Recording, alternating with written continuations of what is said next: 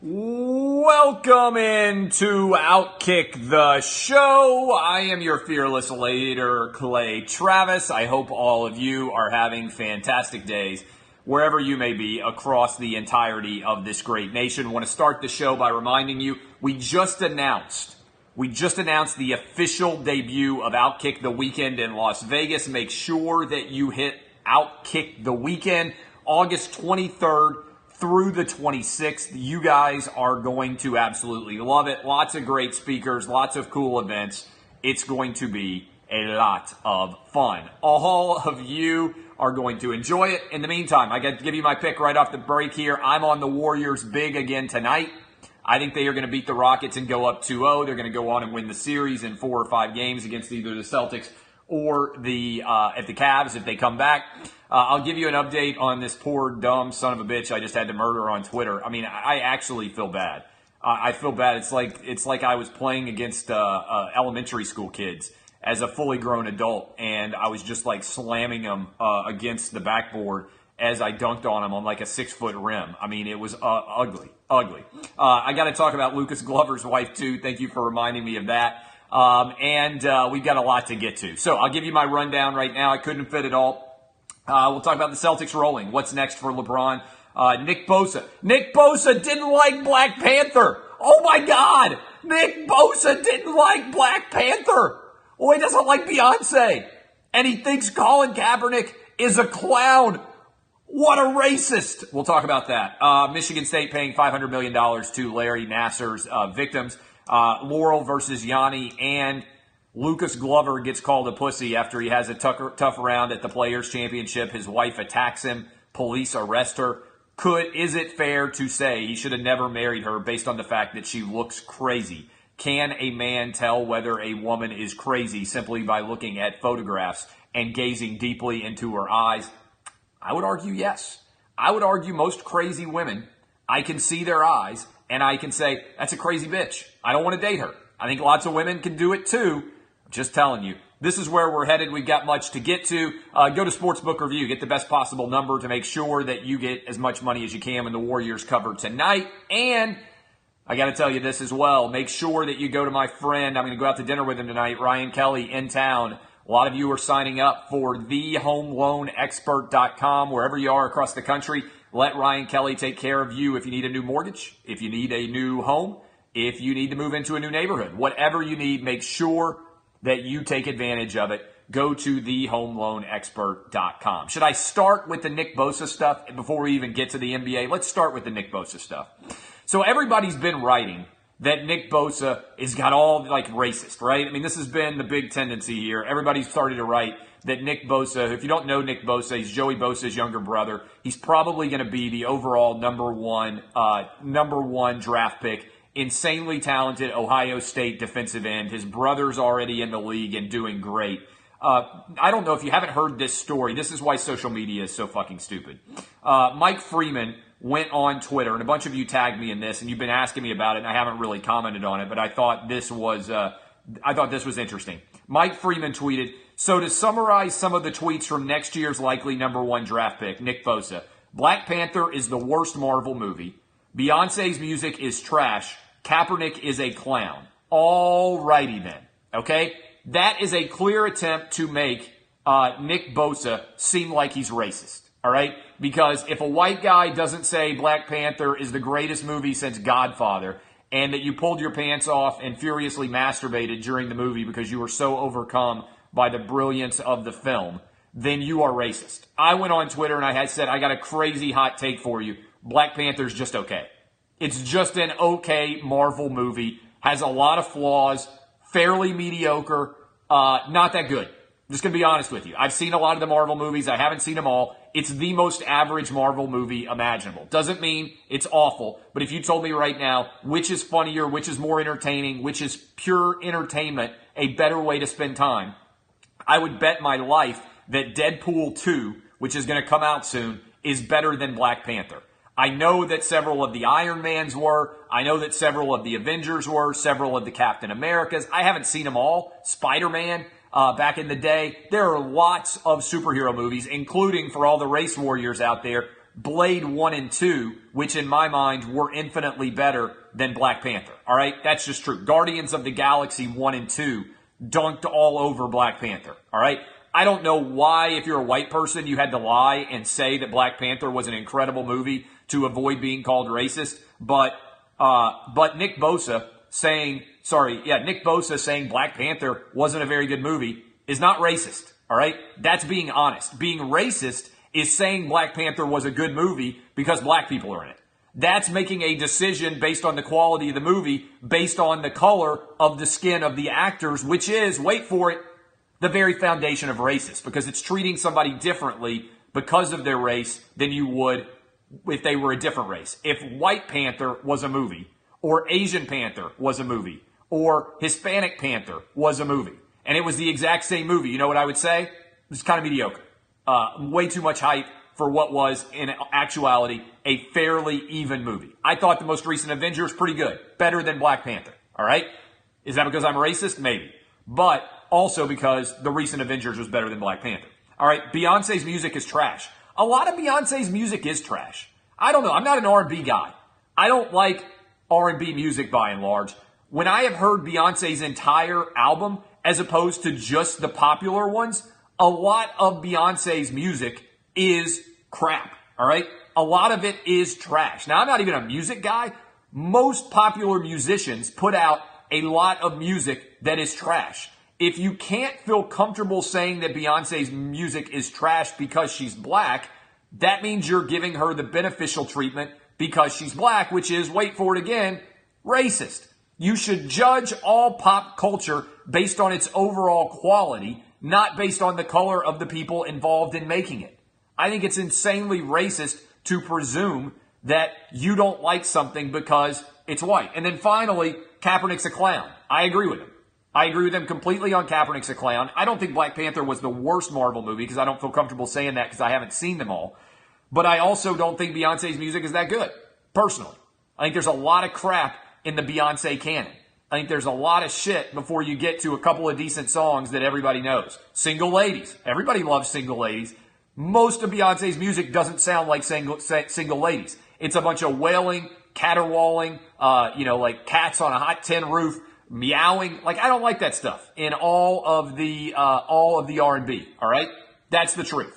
That is the truth about Beyonce's music. So, I just tweeted back what I think is an interesting question. If a presumptive black #1 draft pick had tweeted, Thor is the worst Marvel movie, okay? Dave Matthews' music is trash. Dave Matthews, to me, has got the whitest fan base in America. And some of you are like, well, there's black people in Dave Matthews' band. Okay. Doesn't mean they don't have a white fan base. I have been to Dave Matthews, okay?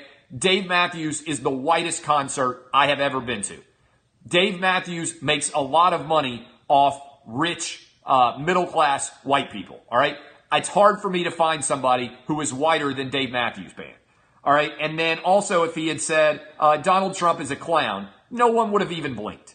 That would have been 3 random opinions that some #1 draft pick who happened to be black would have tweeted, and it would have gotten no attention whatsoever. But Nick Bosa is white, and so, oh my God, he said that he didn't like Black Panther, he doesn't like Beyonce, and he thinks Colin Kaepernick is a clown. That means he's racist. What a bunch of problematic tweets. Now, you guys immediately ran through all of his tweets, and when I talk about this with the media is, the media picks things that advance their narrative. It turns out that Nick Bosa has got all sorts of opinions about pop culture, pro and con, and one of them is Stranger Things, first season, very average. I would fight you, Nick Bosa. Do not ever say to me that the first season of Stranger Things was very average. Now, you would beat my ass because you're going to be the #1 overall draft pick, but I will fight you for saying that the first season of Stranger Things is very average, all right? You're fucking full of shit for even thinking that, Nick Bosa. But you know what? That's his opinion. And it's his opinion about popular culture. And if everybody has the same damn opinion of popular culture, then there's no point in sharing our opinions at all. He can be wrong. I can be right. You should go watch Stranger Things 1 and Stranger Things 2. It's a fantastic show on Netflix. But Nick Bosa disagrees. That doesn't make him racist. That doesn't make it problematic that he has a different opinion than the majority of people who are right and agree that Stranger Things is fucking incredible. And I certainly don't need to go on and find a 19-year-old's tweets about Beyonce and be like, oh my God, can you believe that Nick Bosa doesn't like Beyonce? Can you believe that he that he wasn't overrating Black Panther like everybody else who did it only because the Black Panther is black? White Panther would have gotten slammed in the ratings, exact same script, except from a white perspective. All right? The truth of the matter is, Black Panther was very average. Like a lot of the Marvel movies that have made a lot of money, it was very average. But this is where we are in a sports media universe. Mike Freeman said, oh, I wasn't trying to imply that there was something racial about his tweets. This is also a lie.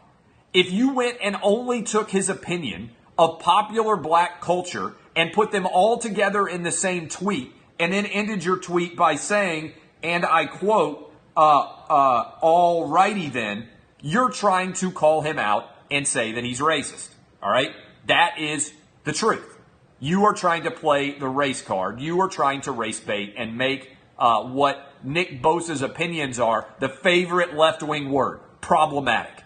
It's problematic that Nick Bosa doesn't like Beyonce. Think about how fucking insane that is.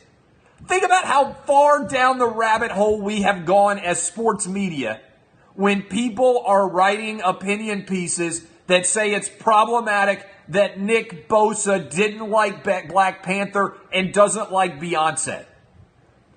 Sometimes I want to pull my hair out because I am convinced that everybody else in my industry has gone fucking insane. Can you imagine 20 years ago, when I was 18 and many of you were not even born yet, if I had told you, hey, you're not going to believe the controversies that are going to arise in 2018. By 2018, we're going to have the whole internet on our phones, and all of sports media is going to spend that entire time trying to decide whether people have appropriate or inappropriate opinions about popular movies and musicians.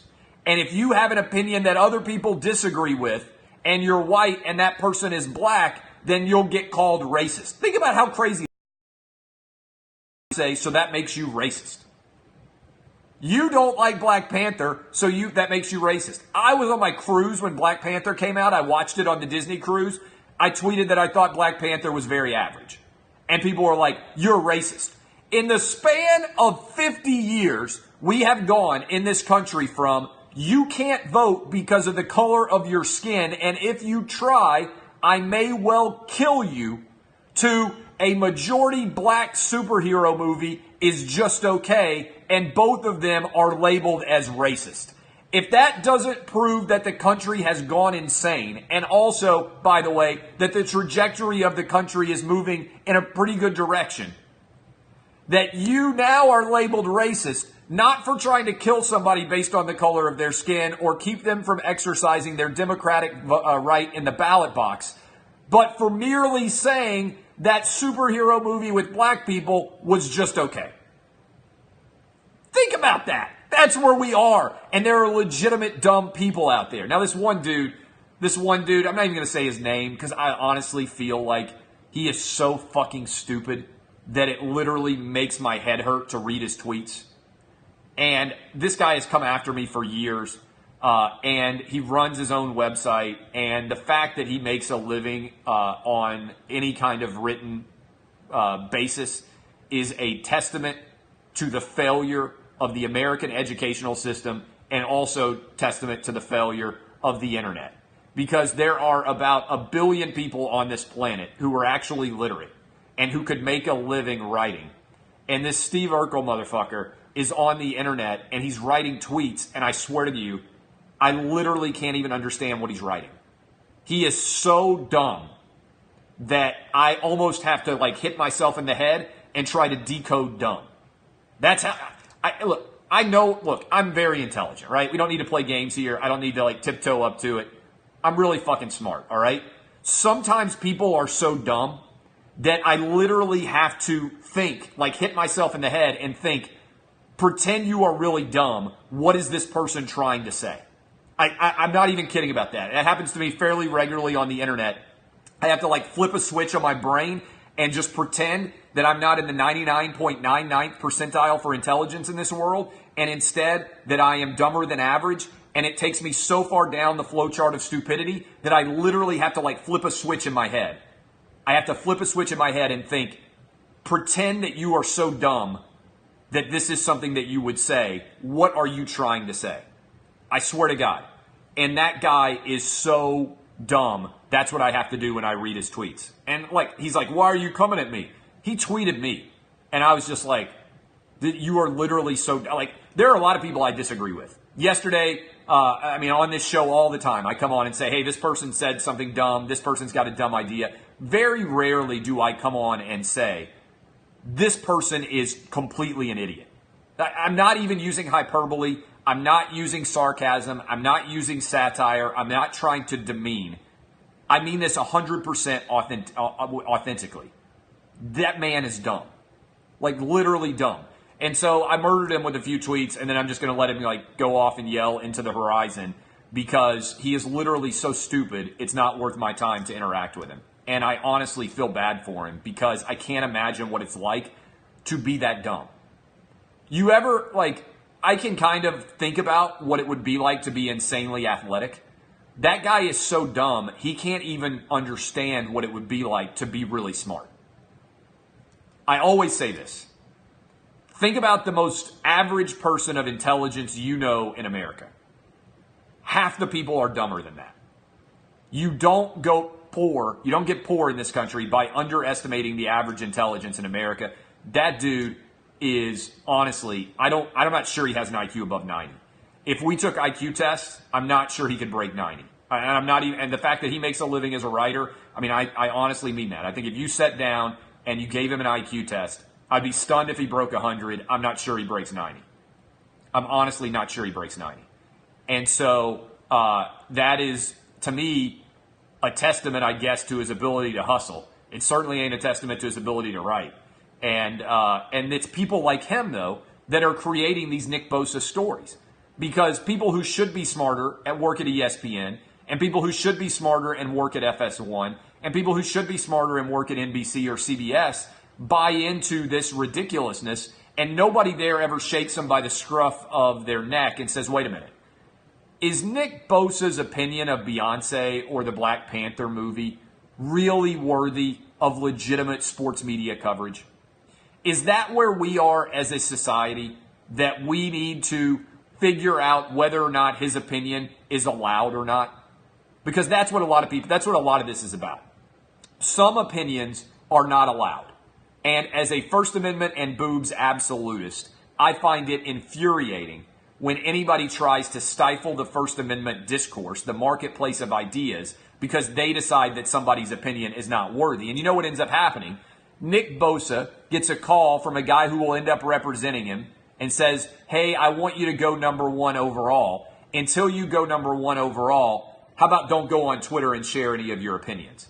And there are so many people across this entire country who are in this exact same boat. They have opinions, and they would love to share them and be involved in the marketplace of ideas, but they feel like if they share those opinions, it's going to harm their ability to make a living. And that's why somehow or other, I have become a First Amendment warrior, which I never would have believed. I write about this in the new book. Because as a result, our national discourse is stifled, and you end up with an artificial version of reality. And so I am fortunate. I am rich. My audience grows every single day, and it does because for many of you, I am saying what you wish you could say or what you wish somebody else would say, and frankly, nobody else is saying it because if they did, they are worried that they would get fired. The benefit of me owning my own business and the benefit of me becoming rich is that I can say whatever the fuck I want and nobody can do anything to me for it. And that, my friends, is a great position to find yourself in. In 3 or 4 more years, I'm going to have a legitimate fuck you money. I've just got fuck money now. One day soon, I'm going to have fuck you money. And then, really, I don't have anything that I want to say that I don't say now. But then, legitimately, I don't even have to think about anything else when I wake up because I'll have so much money, it won't even matter if I make more money. Right now, I got to work to make money. Being rich is great if you are so rich you don't have to do anything but get out of bed and you're still rich for the next 20 years. I'm not get out of bed and still be rich for the next 20 years level yet, especially not the way my wife spends money. But I'm about 2 or 3 years away from being get out of bed and be rich for the rest of my life, no matter what. And even if I don't get there, I might be there technically. That's the truth. All right? I'm going to have to block this guy just because I happen to look over, not because he said I'm poor. I have found that if you're judging another man's money, you're a failure in life. But you use the wrong "you're," and you're too fucking stupid, and so I have to kick you to the curb. All right? That's just the truth. That guy, has he been talking a lot? The way my wife spends money, I got to keep making money. I go into the beach house on Friday. My wife just filled it all up with beach clothing, beach furniture. We got a theme in the beach house. I'm not the kind of guy who usually is used to having themes in a house. My theme in every other place that I ever lived is that couch cheap? I'll take it. Now we got motherfucking themes in our house. We went to go look at artwork. I swear to God, this is true. We went to go look at artwork, and I swear to God, my wife said, I'm not sure it fits the motif of our home's theme. And I said, what the fuck am I doing with my life now where my home not only has a theme, but also a motif? And we have a predominant color. Our color is emerald. And I'm not even sure that I could pick out emerald if you gave me a color swatch and said which one of these 5 is emerald. But now I got an emerald-themed beach house. What have I done in my life? Got a hot wife, only produce masculine heirs, but a downside is I got an emerald-themed beach house, and I don't even know what that means. And I'm looking at artwork, and now I'm the rich dude standing in front of artwork. Like, what do you think? What do you see when you see this? I don't know. I see a lot of squiggly lines. I'm a guy who likes to have a painting of something. And now I think we're going to have paintings of nothing in my house. For all I know, some painter didn't even use a brush. He just took his dick and wrote it all over with the pen, and then I just bought it for several $1,000s. And the joke is on me. Some guy just took his dick and rubbed it all over canvas, and now, boom, I'm buying this stuff because it fits the motif and the theme of my house. I don't even know what that means. I honestly don't have any clue. But that's what I'm doing. That's what happens when you get rich. You start buying dick paintings. There's some guy out there, he's just making so much money, he's just got his dick and he's just running it across the canvas, and then he's like, that's $5,000. And people like me, we walk in front of it and we're like, oh, it speaks to liberation. It speaks to the theme of freedom. It speaks to me of the expansiveness of the beach on a moonlit night when it's tranquil at sea, but you can tell that there's a storm coming in the distance. It doesn't mean shit. It means a guy got his dick and rubbed it all over the portrait so he could go get a hooker, and I'm just paying all his money for coke and blow instead of spending it on my own self. Uh-oh, I just hit the audio. We just lost it. So anyway, the theme of my house is incredible. The theme is going to be extraordinary, but that's the truth. All right, what else do we got here? I'll talk about LeBron some tomorrow. I watched LeBron. I was disappointed in the Cavs supporting cast. I thought Jeff Van Gundy spoke perfectly when he said, and I quote, that the Cavs eye roll like an old married couple or something like that don't like each other. The Cavs hate each other, and they're going to lose to the Celtics.